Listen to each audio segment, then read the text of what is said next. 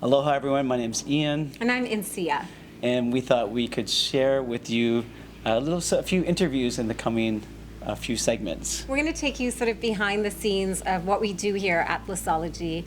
And I thought I would start today by diving into a big question that I've had for a long, long time for Eoin.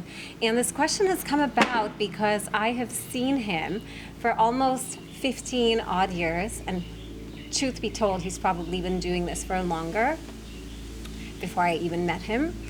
But since that time, he has spent hours daily in his journals, sketching out yoga poses, on his yoga mat, writing down these complicated sentences and things that I'll occasionally appear into, and always stopping me at sort of odd moments in life and asking me the question, hey, if you do this, or if you press your hip here, or if you press down more with your big toe, do you feel this more?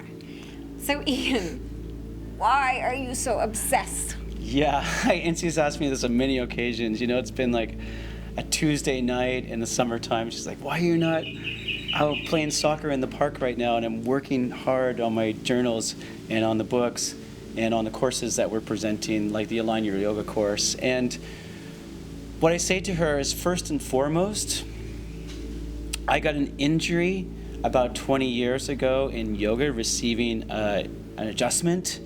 And the amount of injuries that happen in yoga are mind-boggling. And also, the amount of that people are getting out of the poses, it's just really not as much as they could be getting. Like when you say the amount that people are getting out of poses, what do you mean specifically? Well, what I'm saying is, I feel like, can you imagine archery? That a lot of times we think, oh, what is the purpose of this pose? Okay, it's to stretch the adductor, and we kind of shoot the part around the center of the target, but we don't actually get a bullseye. And in that process of not being specific and not learning how to improve our relationship with gravity and really understanding the wiring, like most people, I would say, spend more time looking at the manuals for their iPhone than their own bodies. True. Right? So really the practice, the courses that I'm doing are so much about learning how to figure out your neuromuscular wiring, how to rewire your yoga practice.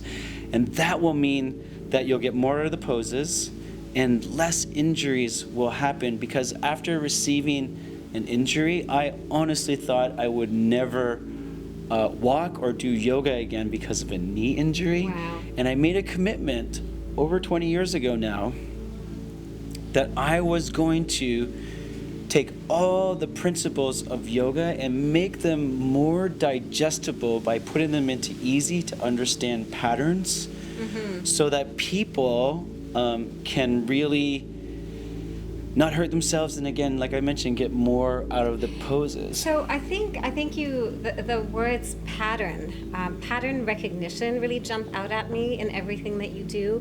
Can you talk a little bit about that? Like, what do you mean by that, pattern recognition? Why is that important? Well, that's what learning really is. I mean, learning is about taking all the data and information out there and putting it into neatly packaged information so you can process that information in your mind. And so, for example, we've learned to realize in this course that there's actually only 5 families of yoga poses. So we actually have like yoga taxonomy. Okay. Yeah, so like you have genus and species. There's 5 I love that. families, and then we changed the genus, which is our relationship in space. Okay. So, I mean, yeah, with pattern recognition, it's a really great example of, if you just said, oh, there's animals out there and plants, okay, that's great, but Yeah. how do I know these are mammals and these are reptiles? And someone had to take the time and classify these, so then we can say, oh, if I learn about mammals, one type of mammal, I will learn about many types of mammals. And if you really take the time to understand about one family of poses, let's say a back body stretch, then all of a sudden it becomes more digestible that once you've learned one pose in the family, you've learned them all. And so we take a lot of time and we'll unpack those poses, but the benefits are so wide-reaching once you can see those patterns. I think you're right. I mean, I think there's something really potent in that there are these genuses or families of poses, and the way you teach it, correct me if I'm wrong, is when you start to recognize these patterns, you can start to apply those ways of connecting in the body to all of those poses that exist in that family. Yep. So all of a sudden, you're not either overthinking or rethinking things, but you're continuously kind of in this space where, for example, oh, these are front body openers. Okay, well, are these aspects of my body working in the way that they're supposed to be? Yeah. And no, that's a really important point. And actually, to get these patterns into the body, what I was thinking when you're saying that is one of the hard things about it is that I feel like there's many cues and many ways that we have taught yoga for years that work really well, but there's a lot of cues, kind of like apples there's some bad apples in there, and they got to get taken out. And people's intentions need to get more clear. You can't hit the center of the target if you don't know what a bullseye is. And most people are kind of sort of fuzzy about why we're doing what poses. So you're like, this pose in this family has an exact intention, and you go by the sensations. If you're feeling your adductor opening in this pose or your front body opening in this pose, that's perfect. And you got to let go of any other imposed habit that you have. Like my friend Kirk, I was saying real quick, he has this idea like Men in Black. You got to like mind erase so many things that you think you know about yoga in order to get this stuff, but it works.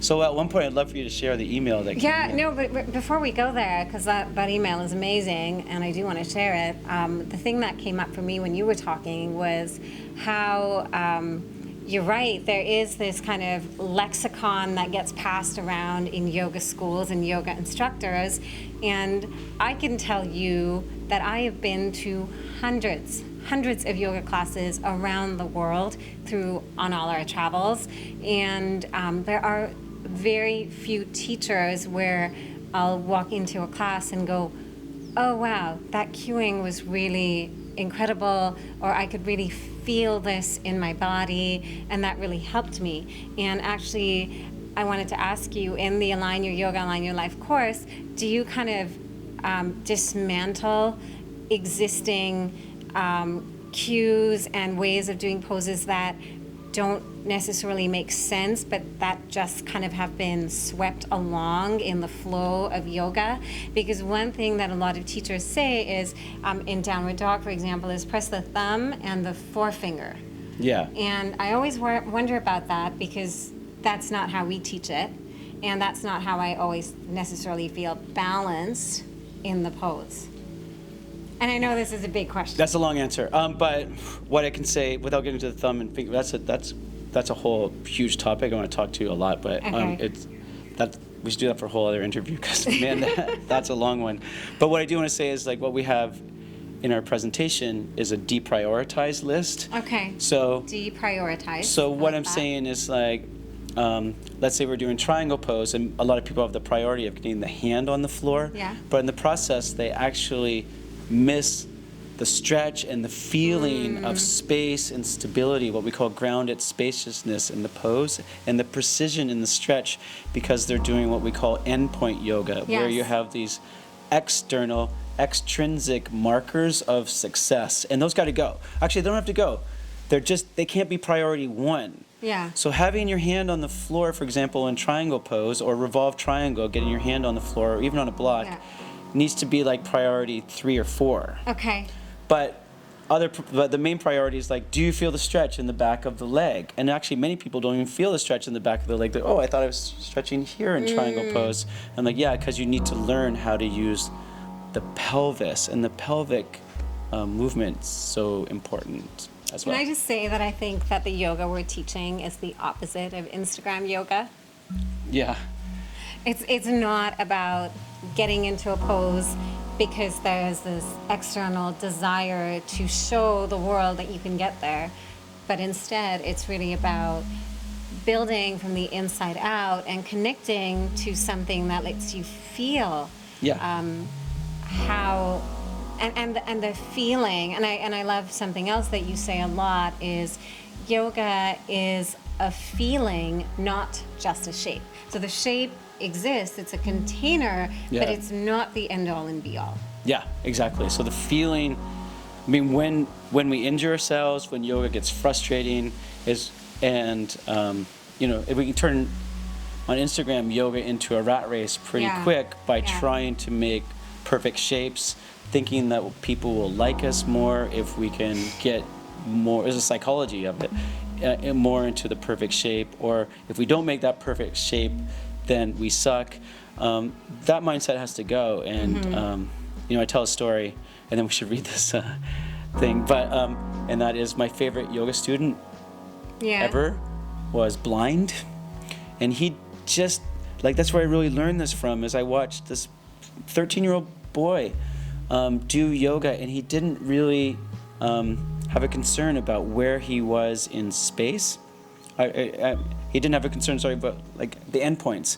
It just like, am I feeling this stretch in a great way? And he was so joyous. I'm like, that's liberty. That's freeing. Yeah. And huge. Coming to the email, I mean, this is what's great about when people do send emails like this, and we've had tons of them. This is just the last one that came from the last course. And back to the original question is like, why am I so obsessed? Like, why am I doing this? Journaling for 3-4 hours every day, drawing diagrams. I'm trying to relentlessly make it more easy for people to get this, is because of emails like this. Well, I love that you are so committed to innovation in yoga, and I know that also what has made our journey with Blissology so interesting is that we haven't just taken what's already on offer, but we are constantly sort of pushing the boundaries and going, all right, well, how is this going to help? How is this work going to help you in your life and not just on your yoga mat? And I do want to share this email because it's beautiful, and it's from a woman who actually did do the Align Your Yoga, Align Your Life. She also did another course that we're teaching called Commit to Bliss, and recently finished teaching methodology, and those 3 courses together make up our 100-hour online immersion. So this is from a student who actually took this course online, and just her exposition of how things feel in her body is so beautiful, so I do want to read it to you. So this is from Angela Henriquez, and this totally just came unsolicited. Hi, I just wanted to connect and let you know how much I enjoyed the recent online teaching methodology module. Almost a year into recovering from a serious back injury in which the nerves were also affected, I thought yoga was no longer going to be possible. Each time I would try it, it felt like I was pushing a square peg into a round hole. Having now completed the 100-hour Blissology immersion, the techniques and philosophies, both covered and learned, have given me a new understanding and connection to my body that I didn't have before. And this is so beautiful. I realized that I was not only passive in my practice, but passive in my intention as a student. I freely admit that I would show up to the mat at my local yoga studio, stressed from the day and life in general, and tell me how many of us have been there, roll out my mat and tune out, relying on the instructor to take the reins and tell me what to do. Blissology has breathed a new awareness and consciousness into my practice as a student, and as an instructor, once I begin teaching, that will forever be with me. I now move with a mindfulness that supports my body like bubble wraps. And the pops from the bubbles are all the feel-good sensations. Oof. Isn't that beautiful? That's beautiful. Yoga really is a feeling, and I can now navigate yoga in a way that works and feels good. Still working on regaining the muscle strength and endurance I had pre-injury, but the peg is now fitting in the hole. Ooh. And that, everyone, is, again, why I obsess over trying to put alignment and biomechanical principles into easy to digest principles. I mean, I had to learn this all myself to recover from my injury, and I'm so proud and honored to share this course. So I hope you can check it out. Align Your Yoga, Align Your Life. The next one actually starts on October 14th, and it's an interactive course, which means that we have pre-recorded content, but we also have these incredible Zoom calls and a very rich and creative Facebook group discussion that really helps you support you where you are on this journey. And if you're interested in any of this, please head over to blissology.teachable.com or send us an email at trainings@blissology.com. We would love to speak with you. Okay, thanks for listening to all that. Let's be kinder to our own selves, kinder to our families and our communities and to nature. Lastly, I think I get to interview Insiya next, so if you have any questions you want to ask Insiya, she knows a ton about Ayurveda, about conscious parenting, about yoga. She's very creative, and if you have any of those questions, send them along, because I can't wait to reverse it and share what is so great about her.